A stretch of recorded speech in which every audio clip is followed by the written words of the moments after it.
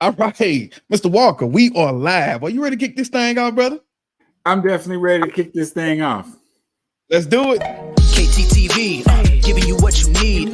Motivation, education unleashed. H-Town representing, we forever keep it rolling. Join the conversation with inspirational stories. Thought-provoking, feel that energy. Kendrick Thomas aiming to lift the community. True indeed, tune in, come and see. Giving you what you need. KTTV, let's go. KTTV.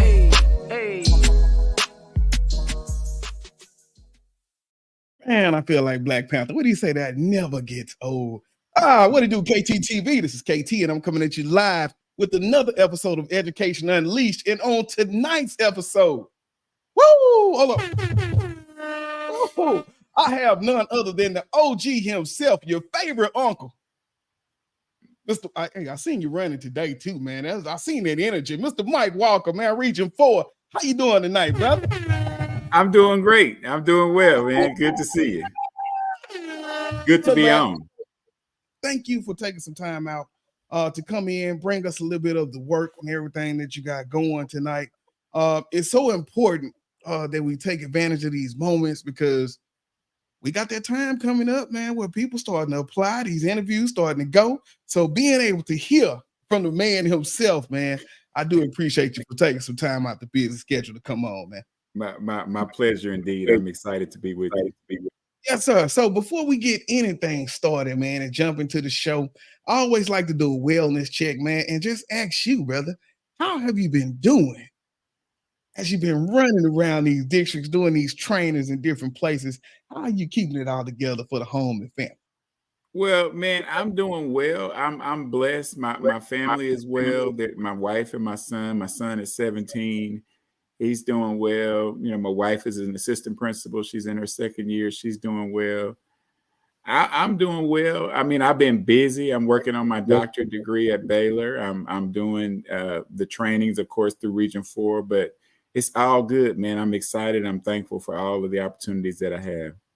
Most definitely, brother. Well, I know that doctorate is real, man. So I know my boy Cooks is over there getting it in as well. So congratulations on getting that thing done because I know it's right around the corner, brother. Yes, sir. Just 2 more years to go. Just 2 more short years. Hey, for real, before you know it. All right, so what we'll do, man, let's get into a little news before we jump into this thing. So let's go.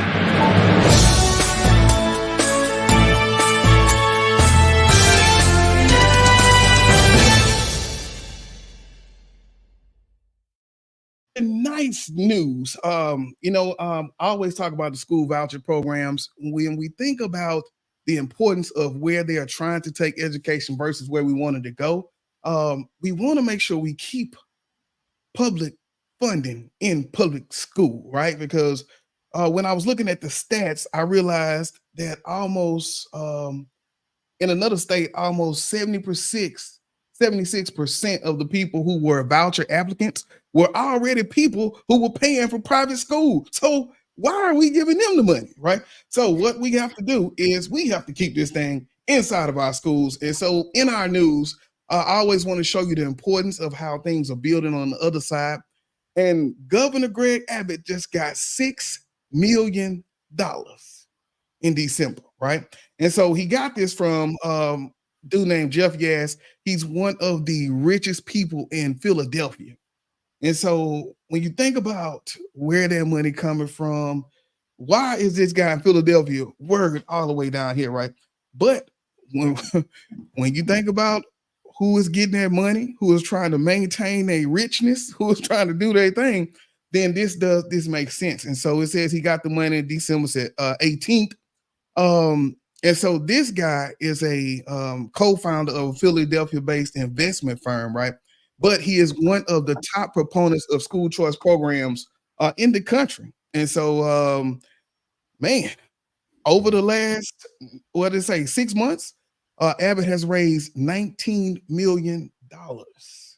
And so when you think about the importance of where the money is coming from, what it's coming for, people, we got to get out. We got to stay ahead and we got to vote, man. Mr. Mike, man, what are your thoughts on school vouchers and what you think we need to do going forward?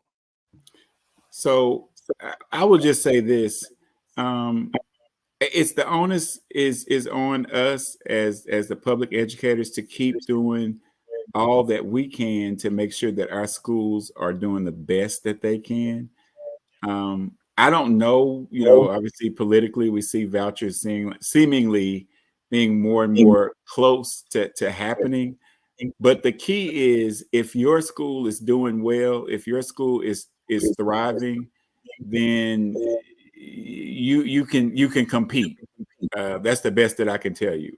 And I have some backstory there, but I'll just say that. There we go. There we go, man. All right. So y'all heard it from the man himself, man.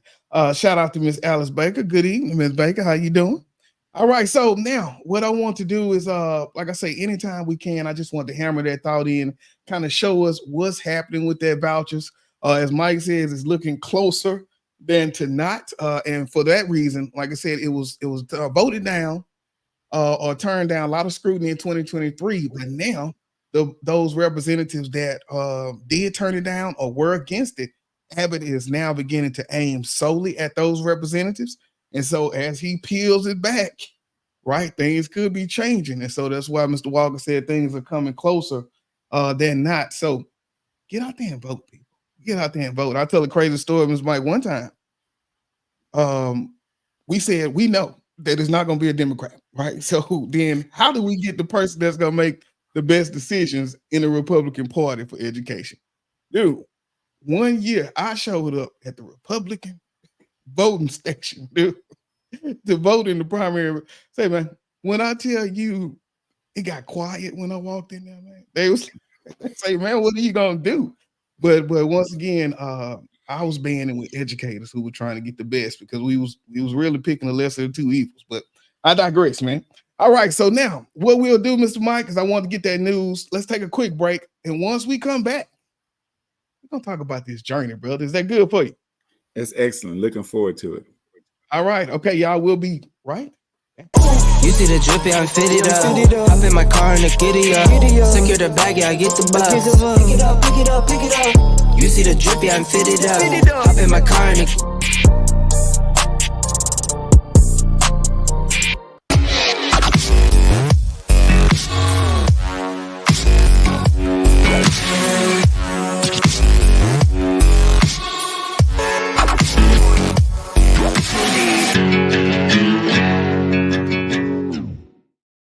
All right, y'all, welcome back to Education Unleashed. We are here with the man himself, Region 4 specialist, Mr. Mike Walker, in the building. Once again, thank you, Mr. Mike, for coming on and giving us a little bit of the journey tonight. And so I will start, man, with, for the people that don't know you, can you give a little bit about your journey in education and how that journey has shaped your perspective on leadership itself?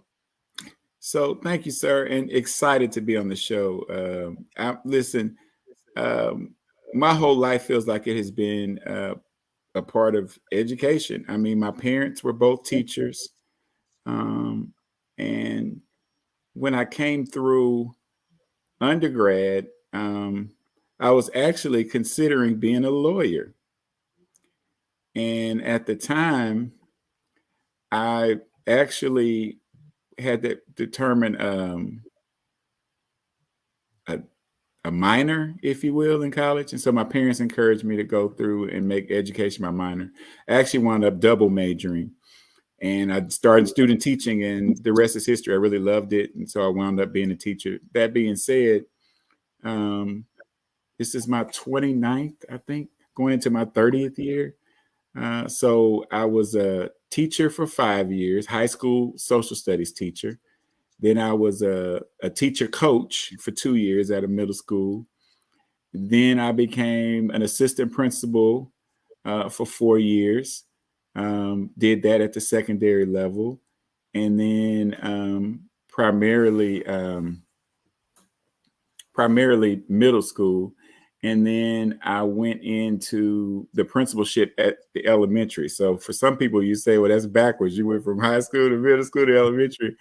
But I loved it. I love that whole experience. And then, of course, the last 3 years, I've been at Region 4.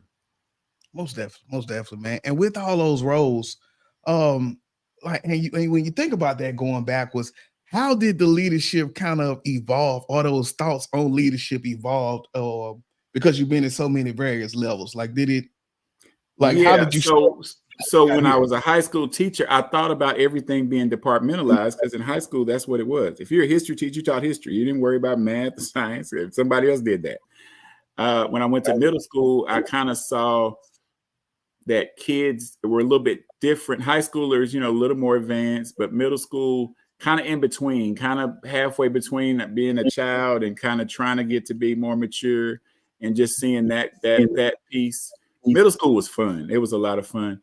But as I wound up being an elementary principal, I think the biggest shock for me when I became an elementary principal was, the elementary kids like you. They actually come up to the principal, they want to hug you. And I was shocked at first. It took a minute. I was like, wait a minute, because I was used to, middle school, you're 5-0 and, Yeah, you're the blue, and ops. here he comes, kids were trying to go the other way. So there was a little bit of adjustment in a good way Mhm. in that aspect. But all throughout the journey, have learned a lot, and just continue to, I think my biggest focus has to try to stay passionate about the work. Yeah. It's important to be passionate about what you do, and every day thinking about when I show up and when I come through to do the work, that I've got to do my best work in order to meet the needs of the learning community, or in this case now, the region, leaders throughout the region of Region 4, Houston area, to make sure that I deliver what they need. Yeah, when I was talking to Dr. Dudley, she was up there this week at our meeting, kind of doing some work. So I had a chance to talk to her. Same thing, all about their passion. Talk to Dr. Alex, same thing, all about that passion. So I do agree, man. And so that was really my next question. Like, when you think about those insights of having that experience, right? And all those educators who are just striving for excellence in their roles, what was the number one thing? And I think you hit the hammer on the head, man. All about passion, like getting up and just loving it and always remembering that why. Anything to add to that? Well, and the only thing I could add a lot of things, but one thing I would definitely add is, in addition to the passion, you have to be a good person. Now, let me qualify that statement. When I say that, you have to have the intention of doing things the right way, of being the kind of person of integrity, a person of ethics, an upstanding person. And the other thing I will add is authenticity. You have to be real. You have to be yourself. I tell people that are new to leadership, don't try to imitate anybody.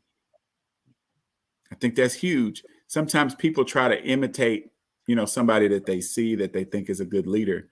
What you do is you learn from them the best practices of leadership, and then integrate yourself. One of the phrases I use a lot is, you have to be you in the work. Because if you're trying to be somebody else, you're not authentic, and people really can't follow something that's inauthentic. They just can't. Yeah, most definitely, man. Look, that sound like some of them Jews you was dropping in that T-test course, man. It was some people. I don't feel like some people was even catching them, man. But you was dropping them, man. I'm talking about like Well, over, yeah. man.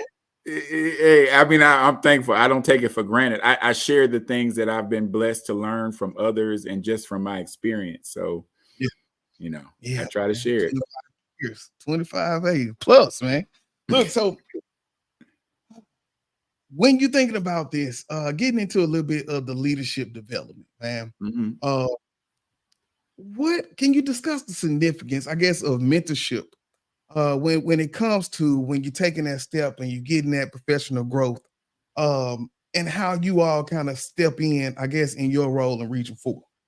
So let me say this. I think mentorship is probably underestimated to some extent, particularly in our current time that I'm, as I see things now. But I will say that mentorship has meant so much to me. I had a lot of great mentors. I still call them even to this day. I still, hey, what do y'all think about this? You never get too old to be mentored, right? Especially for people who you built that relationship. And you know, I have two to three of my mentors. I'm talking over 20 years. So and so for me, that's huge. Now, what I try to do in my role in kind of a small way is help to mentor folks with things that I know as far as whatever experiences that I've had or best practices that I can, you know, share, you know, about what in leadership, but in particularly educational leadership, what it means and what it represents. And I try to say it in a way that they can receive it. But in this current role, I interface with so many people. I'm quick to tell them I'm not really able to be your full-time mentor because there's just so many. But yet I definitely urge them and reach out, you know, to them to say, hey, make sure you find one that fits. And I tell people, if you've been assigned a mentor and that's not working out, you need to you owe it to yourself and your career to continue to seek out and find someone else who can mentor you at the level that you need to be mentored, because a mentorship has to be, there has to be a real relationship. It can't just be transactional. I'm going to meet with you once a month and I'm going to tell you some stuff or answer your questions. No, it's got to be that we have a connection, because, you know, mentorship, when it's done correctly, it goes deep into the work and into you as a person, and them pouring into you. And I think that just can't be underestimated. It's that serious. It's that real. And the biggest piece, like you say, is you owe it to yourself and your career to, when it's not working, to take that extra step, right? Have that initiative to make sure you're getting the best for you. Hold up, Ms. Baker said, totally agree. Be the authentic you on your comment. Ms. Fania, how you doing, Ms. Fania? Thank you for tuning in. But yeah, most definitely, man. And when you think about those, though, that effective leader and that person that's getting that mentorship, what key qualities do you believe are essential for effective school leadership in that role as you interact with so many people? So you're saying what's the most effective? In terms of being a mentor or effective school leader. So as you think about the mentorship, and then you're interfacing with so many people, interacting with so many people, as you talk to them, even the people who call with questions, like that's why I want to know, what are some of the key qualities that you even tell them in those conversations to be effective school leaders? Okay, I got, yes, sir. So let me say this. I have a lot of thoughts on that, but I'm going to try to bring it in and say this. I think the most important thing for leadership is, again, that you're ethical. I can't state that probably enough. I think it starts with being the right kind of person, somebody that people can trust, somebody who believes in what they say as far as their word being their bond. You know, if something does go awry, that you're honest and you share, hey, I wasn't able to do this. This is why. Being as transparent as you can be. Obviously, in leadership, there's certain things you can't share, but share what you can so people understand. I think beyond that, it's learning your craft.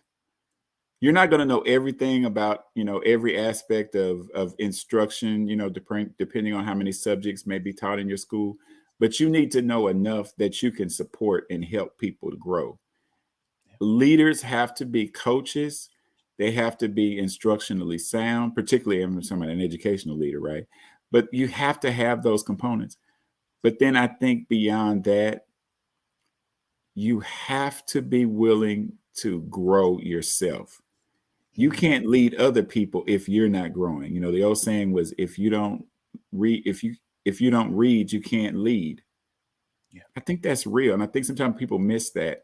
You know, you should be studying something. You should be, you know, going to some training, some workshops, not necessarily just what the district prescribes for you, but what you, as you pursue, you have to be actively engaged. And I told somebody the other day, They said, well, Mike, you know, my district's not going to pay for this training. I said, well, don't let that stop you from going. You need to invest in yourself if you can. I mean, I'm not in your budget or your finances, but I'm saying if you can afford it. Don't you know, because if you need it, you need it. And you have to look out for your own career. And so you have to be very diligent and very what's the word? Intentional. Intentional. Thank you. That's a good one. Intentional. You just have to be that because it's that serious. Yeah. You know, that's why I think about the podcast, where I'm like, how good is it? How good is it that for 36 episodes so far, I get to every week meet up and talk to someone like you? And not only do I get to have these conversations, they are recorded, so I get to go back and play them.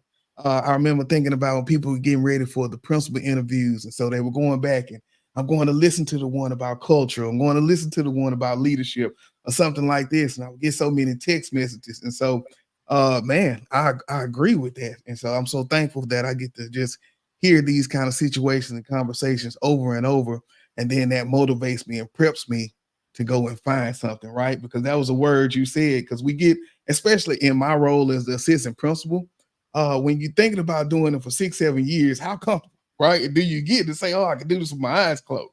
Right. And so then, but you always got to be looking for that next step. You got to always be studying, because even if I'm in this role and if I'm not growing, you're right, the people on my team are not growing. And so then we all stagnant. But man, awesome. We had to go and put the bells out for that one, man. Now, so thinking about the challenges. So we all want to be good at this role. We're all trying to get all the knowledge we can get. We got our mentors. But then I know that as you go around to these districts, you're kind of hearing some of the struggles that people have. And I feel like that kid in the class where everybody got the same question, but nobody want to ask. So tonight I'm going to ask, man, when you do move around, what are some of the challenges that you hear, and how do we address maybe one or two of these challenges that you hear a lot? So one of the challenges is, you know, shortage of teachers, and it's a real challenge. And then on top of that, to layer on that, it's also, you know, the quality of the teacher that people are able to acquire. Even once maybe you fill the position, you feel like I'm having to hire a bunch of 0-year teachers that maybe have no real background in education. I know that's a really huge one right now. Of course, funding, budget, you know, people feeling like that, you know, funding is a big challenge right now. The evolution of curriculum, and, you know, a lot of the what you can and can't do, and how, you know, curriculum has become a lot more maybe prescribed, if you will, even than what it was before, based on some, you know, legislation that's come across. I think those are some of the big ones that I'm seeing. Now, I do a training through Region 4 called Recruitment and Retention of School Leaders Playbook. And I wrote this training for school leaders. A lot of times people think that's an HR issue. HR plays a role, but you as the principal of the school, you as a school leader, you play a major role in the recruitment and the retention of your teachers. And one of the things that I say to people is the only school you have to staff is yours. Now, that might sound kind of funny, but what I mean is, think about this. Think about this. In any district, really, there are some schools that are staffed, and right down the street, there's another school that's struggling to staff. So it's not necessarily the community. It's your ability to retain and recruit the right teachers. And it can be done. I go into great detail in the training. Got to come to Region 4 to get the rest. Shameless plug, man. Shameless plug, man. Yeah, I'm very passionate about that training. It's a 3-hour training. Look for it on our page, but esc4.net. But I'm really passionate about that. You can find the right folks. You can retain your staff, but there's like 22 tips, specific tips that I give in that training. And here's the reality. None of them cost money. You just have to be intentional about doing all of those pieces. And we walk people through how to make a difference in your school, how to be that principal where your school is staffed and you're getting quality staff. It can happen. Yeah, it can happen. Yeah, but because the thing is, that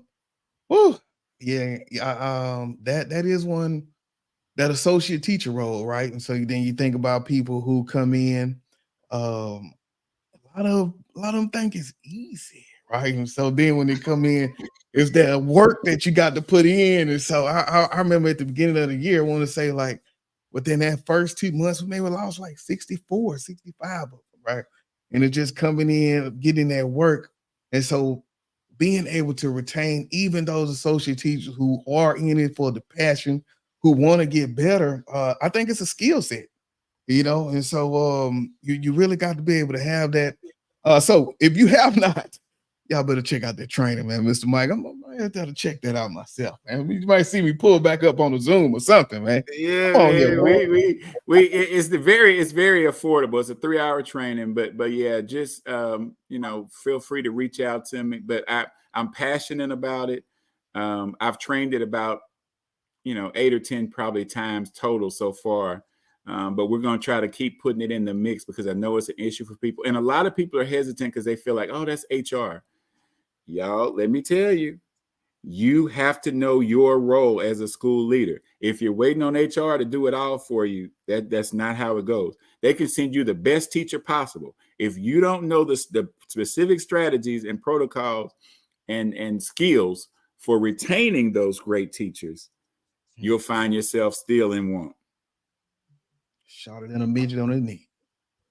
Come on, man. All right, man. So what we'll do, I want to kind of jump into, I guess, let's talk a little bit about those aspiring leaders that's coming up. It is getting time for them applications and that pool process. So y'all stay tuned. When we get back, we'll jump into a little bit of that. So we'll be right back. It shouldn't be hard for families to get the best education for their kids. Nor should schools struggle to take care of their families. If a school uses the right systems, it can be easy to take care of families and keep your energy focused on your students. A school's relationship with the new family starts as soon as they apply. Why not give them your best from the very beginning? Align partners with schools to make sure that each family has the best experience applying, managing finances, and staying involved in their child's education. Align gives school administrators what they need to take care of their families, manage growth, communicate efficiently, and get paid on time. Learn more at alignmyschool.com.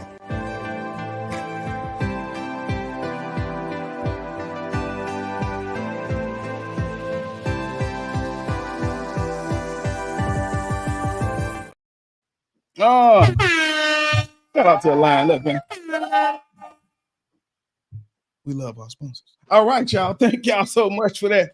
Jumping back into our conversation, Mr. Mike Walker, man, leadership specialist, Region 4. Brother, you've already dropped so many jewels. I think about our society and that go. And so how important is that 1-minute clip that will pull you in, right?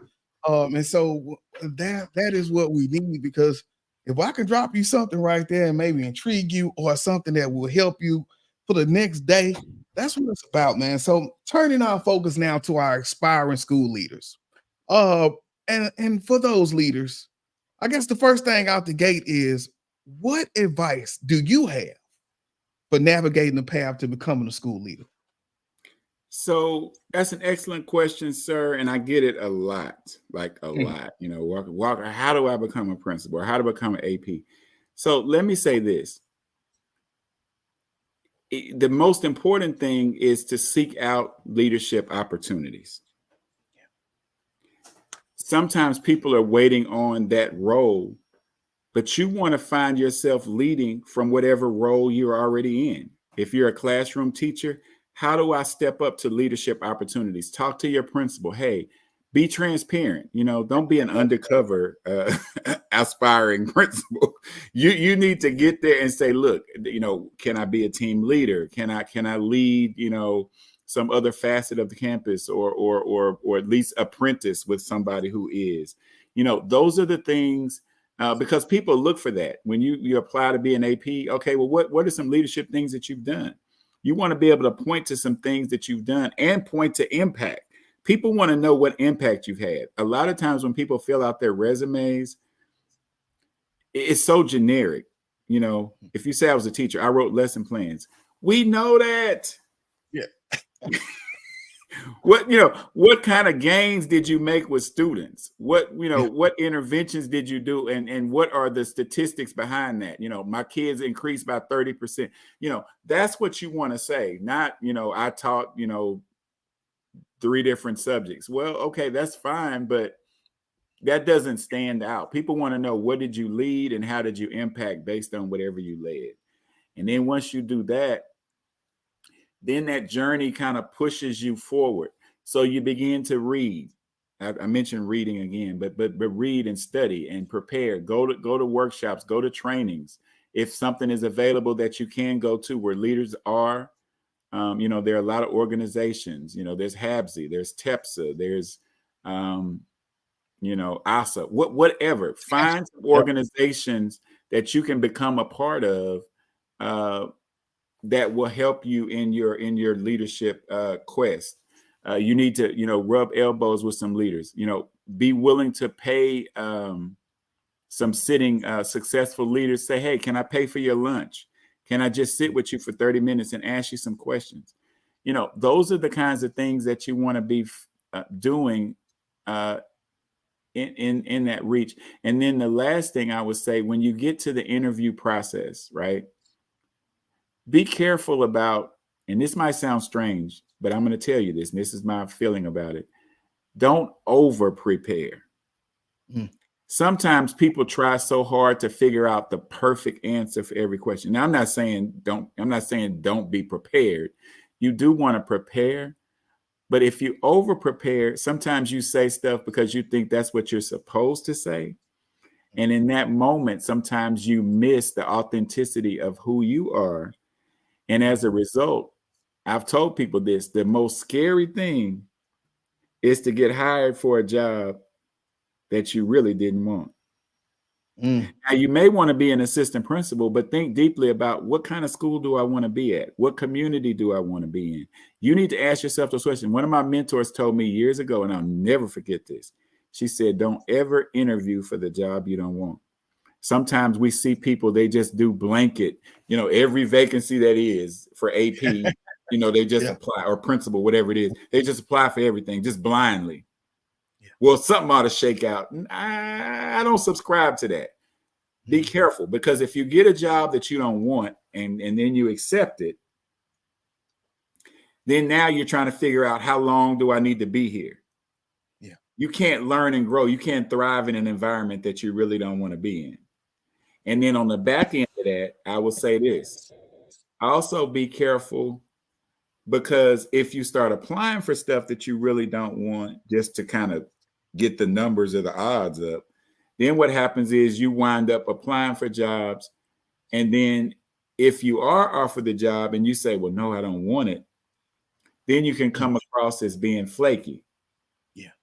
Yeah. Then if people get to know you as, and even though we say, well, Houston is a big town or whatever, man, I'm telling you, word gets around.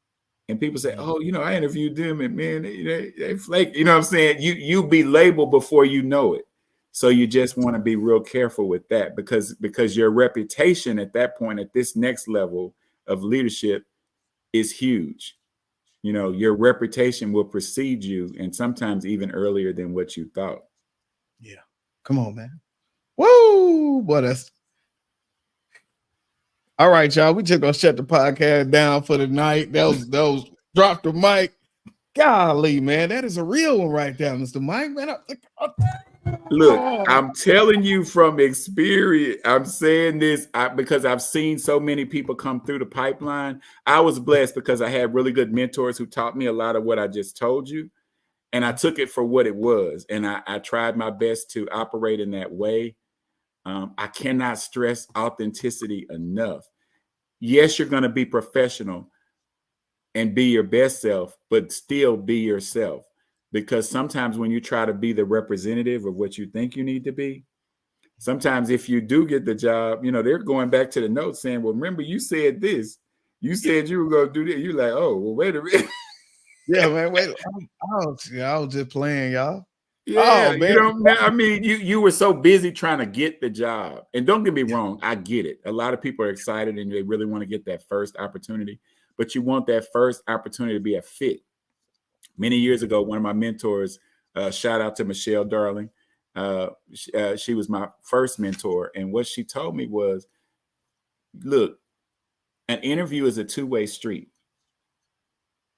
So even if you get to that point, make sure that this is really where you want to be. When you meet with the person, ask them, hey, what are your expectations? What is this like? Walk to school, walk around or wherever it is. Look around and kind of see what the environment is and see if that's a match for you. That's really important. Or to see what you're getting into, Go in with your eyes open, in other words. Man, Ms. Baker say I'm a firm believer in investing in myself. And she said, great job. I'm not in the school system. However, I gained some nuggets. So thank you. I look. Yeah, Elder Baker is a wonderful person. She is a member of my church, and I'm so glad she's on. She's actually leads one of the teams that I'm on, and so we're thankful. She's an awesome leader. She's very humble, but an awesome leader. Shout out to Ms. Baker for pulling up on us tonight. And I agree. So many nuggets. And so we just keep rolling, man. So now, thinking about those skills, you said two things that really resonated with me, man. Last year, I put in my application and I thought about my resume. And so I was in Inspiring Principles 1. And so we didn't kind of look at a deep dive into the resume. She gave us some kind of templates, but no one really came back and went over it. This year in Inspiring 2, shout out to Dr. Shah. She actually took it and went over it, right? And gave me the feedback. And one of the biggest things, she said, well, you've done so many awesome things, but right now, I don't know what was the impact, what was the outcome. So that's what I did this year, was kind of going back and retailoring it, thinking about all the programs, thinking about the importance of it, but also what was that impact. So that was one big thing that I was able to go back in. And so even when I was talking to people the other day, it was still coming from a place of what was the impact on it? How are we doing that? And so, that was it, man. And the next piece was the importance of, like you say, taking that leadership roles all the way before you get to the job, before you get to the interview. Like, what did you do? And so this year, dude, I took on so many district roles, and I'm stressed out. But the thing is, inside of that interview, I have now, those leadership roles. I got the evidence and I have the impact. And I think that's what's important. So when you think about navigating to that journey, I do believe those are essential pieces of it, brother. So thank you for that, man. Definitely. Yeah, man. So now, when you think about your role in Region 4, and I don't know if a lot of people, because you talked about the training as far as retaining recruitment. So how does your role contribute to that leadership development in schools from your aspect of Region 4? So what we do is a couple of pieces. Of course, we have some mainline trainings that we do. Most people probably know us for T-Test and AEL, right? Or perhaps SLO or T-PES. We train on those things for school leaders that are required trainings, right? But we do a lot of other training for leaders. That's just one of the trainings that I do. I wrote another one called Leading with Soul, which is based on a book that was actually written some years ago, giving credit to the authors there, and Terry Deal was one of the authors of Leading with Soul. Another guy by the name of Bowman, and they're just a really great book. And so we talk about there are 4 aspects of leadership, right? Or 4 types of leaders. You have relational leaders, which this book kind of really dives into. You also have visionary leaders. You have strategic leaders, and you have operational leaders. I'm actually in the process right now of writing a training on strategic leadership. I'm really excited about. It'll be coming out soon. And then hopefully from there, I'll go back and write one on visionary and operational. But you need all four. And most leaders are going to have, a bent to one over the others. But the idea is balanced leadership. If whatever you are is the principal, you want the people around you to kind of help you exemplify some of those others, right? As a school principal, primarily my biggest strength, I feel like, was relational leadership. And so probably my next one beyond that was probably strategic leadership, which I grew into. Now, when it came to operational leadership, I understood what it was. I knew how to operate, but I would look for people who were really good with that, because I wanted, that person that could tell you, hey, Walker, we need another fire drill within the next 2 days or whatever. You hire somebody on your team that's really good with some of those little details, et cetera, et cetera, et cetera. So that now your leadership is balanced, and the programs that your school is putting forth are going to go forward a lot better, because you've considered all of that. You got to be careful not to hire yourself. Yeah. If you hire everybody who's just like you, then what you wind up doing is leading with a blind spot. Most definitely. Because if everybody's doing exactly what you do, it's a problem. Yeah, man. That's a problem. Yeah. And sometimes new leaders, it's a mistake that new leaders make. You want everybody to be like you. Well, you need some other people who balance you out and can help you to see, okay, Walker, that sounds good what you said, but have you thought about this? And then you have to make sure you don't kill the messenger. Sometimes if we're not careful, we'll kill the messenger. If somebody says something we don't really want to hear, sometimes that's the most important thing you do need to hear. And you need to discipline yourself to be able to hear things that you may not want to hear for the betterment of your school and your organization. Yeah, man. That thing makes me think about those discussion protocols, thinking hats, right? And so either we'll sit and we'll do our thinking hats, or we'll do our 2 cents. And so then, but you got to be ready for it. And so, but that is one way we did it. And then I think about the team that we comprised over my elementary stint. It was so many different people, right? So sometimes it would be so much passion till it'd be hard to everyone, man. I mean, it'd be tense, but everybody's coming from a different perspective. And the thing was, even with what was said, it was always assumed there was positive intent. And so with that, we were able to kind of come up with some of the responses. And we really, like I said, when you think about results, going from a D or a C to an A and what it takes, right? So that's pretty much it. Yes, sir. That's pretty much it. So let me see here. Ms. Baker say, love that. Be careful not to hire yourself. Look, I'm telling you, don't kill the messenger. Amen. All right. And sometimes it's easy to do. I mean, you know, but you shouldn't. Yeah, it's easy. It's comfortable though, and comfortable is not always good. Right. Shout out to Whitfield's World. Okay, well, you in the building, man. So, Mr. Mike, I just wanted to say thank you, man. As we kind of cover some of those pieces, can you tell us where we could find some of the information? How do we reach out to you to get into the trainings? Give us all that. So for where we're concerned with Region 4, ESC, I guess maybe I can put it in the chat. Let's see. Okay. ESC4.net/lead dev, which is leadership development. That's kind of our primary piece on the webpage. As far as my email address, I'll throw that in the chat as well for work. Michael.walker@esc4.net.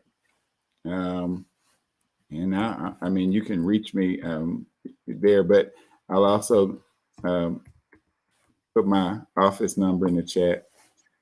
713-744-6356. But yeah, you can reach out to me there. Any of and as far as going to the web page. Now, I will tell you, whatever you do, follow us at R4 Leaders on X, formerly Twitter.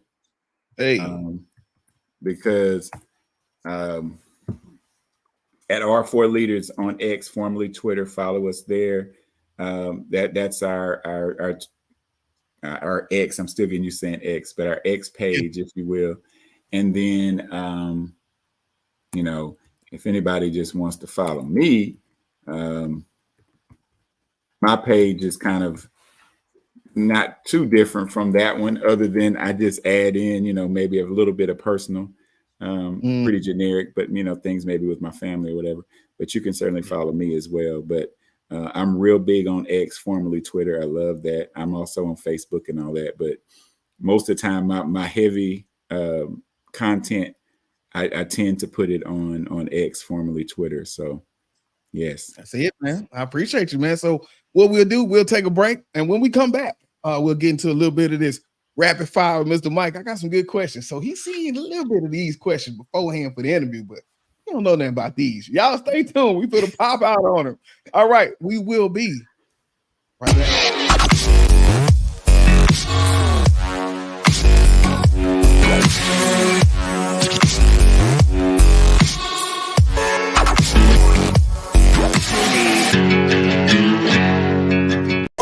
See the drip, yeah, I'm fitted up.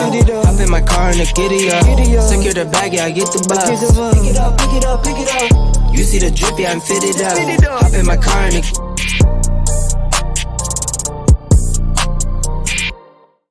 and Welcome back to Education Unleashed. Look, if you have not been to kttv.com, make sure y'all get there, man. We got merch.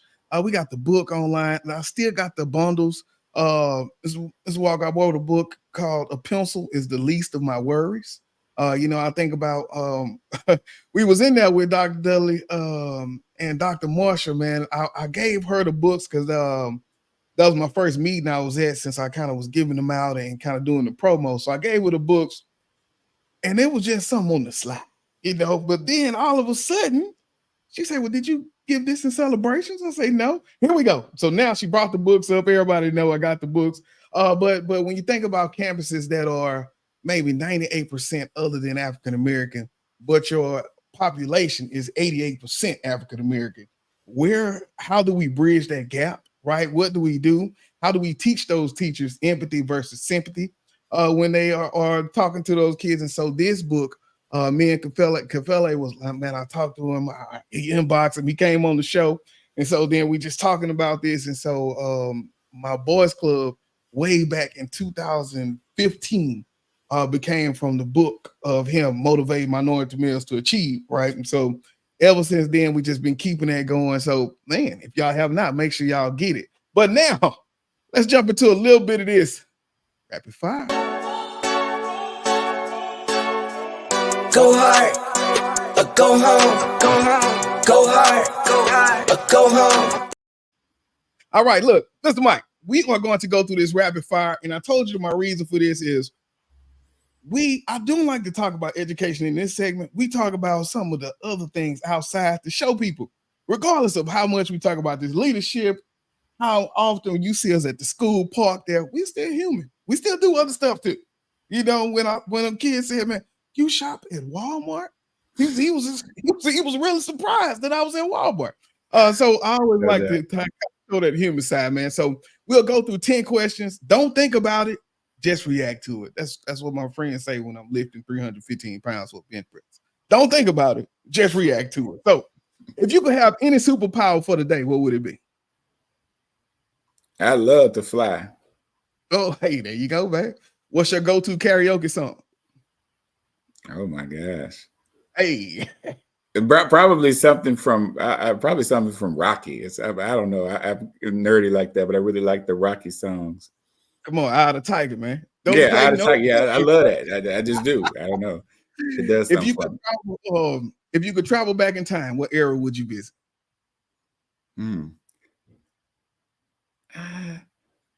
Probably maybe the 1800s. It's something about that. I would love to see that live and in color. Come on, man. Pizza or tacos? That's a tough one. I love both. If I just had to choose, I'd probably say pizza.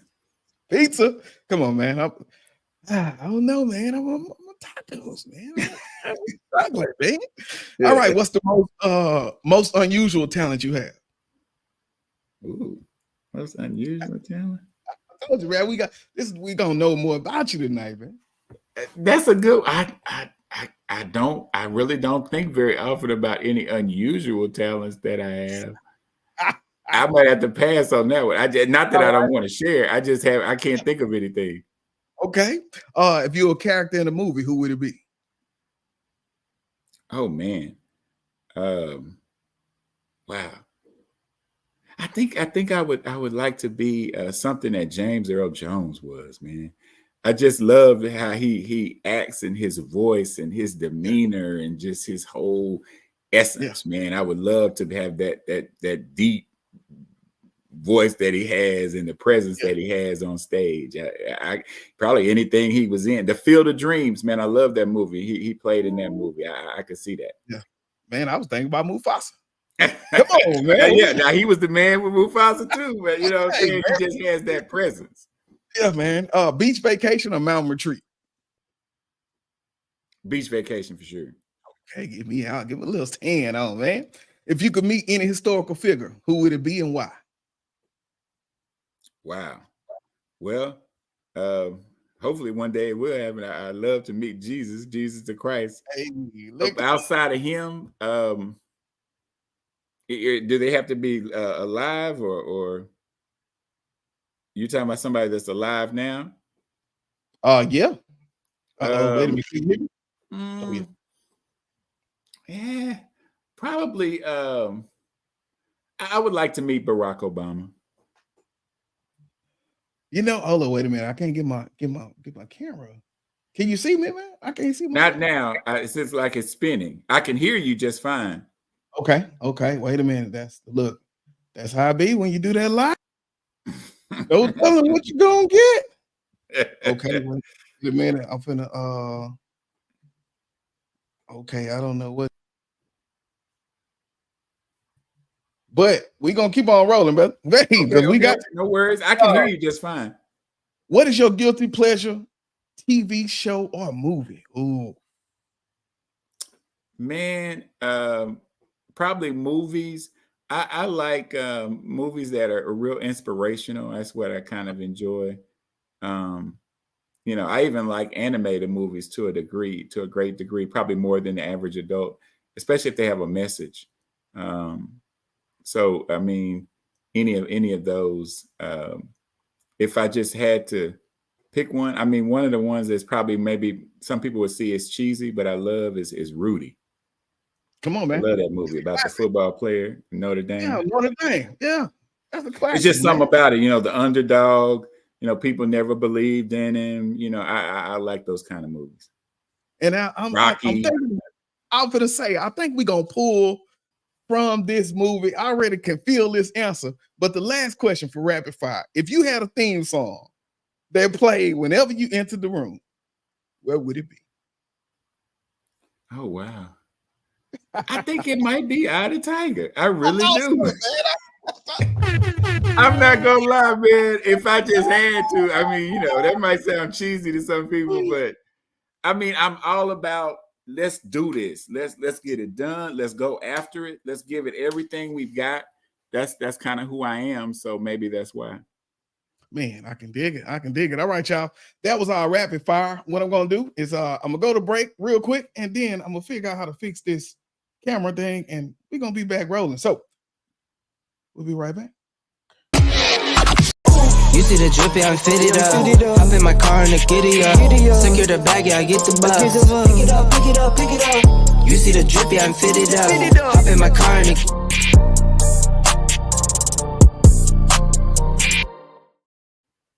Bam! Talk about how we make it happen around here. This is what we do, man. We got to be able to adjust on it, man. So look, man, I want to appreciate you, Mr. Mike, for coming through, talking about the work that you've been doing, the work at Region 4. I try to keep this thing to under an hour, so we had a little too much fun in our interview. So what we'll do is we'll save our parent-teacher corner for next week because what we dropped tonight was so very effective, man. So I appreciate you once again for taking some time out of the schedule. And please know, anytime you need to come back, talk about some trainings, get anything out, brother, the door is open. Please come back and talk to us about it. I know you say you're working on a few new ones. So if you can come back and give us that overview, we will be waiting, man. So any last words before we close this thing out? I just want to encourage all aspiring leaders. If you're aspiring, keep aspiring. Go after it. Don't wait. Don't hesitate. If it's in your heart and it's really what you want to do, and you're ready to do that work, go do it. I see so many people say, "Well, I was thinking about it." Go after it. Go after it. That's what we're gonna leave with right there, y'all. Go get you some. Hey, that's why I used to tell my football players, man, when I coach, go get you some, man. Get out there. So now, well, look, if you did not catch the entire episode, please make sure you go back, kttv.com. You can go grab that. If you have not went, go grab you some merch, go grab you some books, anything that you have. We got a little bit of everything on there. Oh, wait, look, get there. Go get you some. All right, man. I want to say once again, thank you, Mr. Mike. Thank you, everybody that tuned in. Shout out to Miss Baker. Look, God bless you, Miss Baker, at the church house. Thank you so much for tuning in tonight. What we will do is we will get out of here, and I will see y'all next Thursday.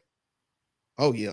We got, yeah. Speaking of it, we're going to roll over to HISD next week. We're going to talk to Dr. Jeffrey Hill, and we're going to see a few things, man. So y'all make sure y'all get locked in right now. We are out of here. This is KT for KTTV signing out.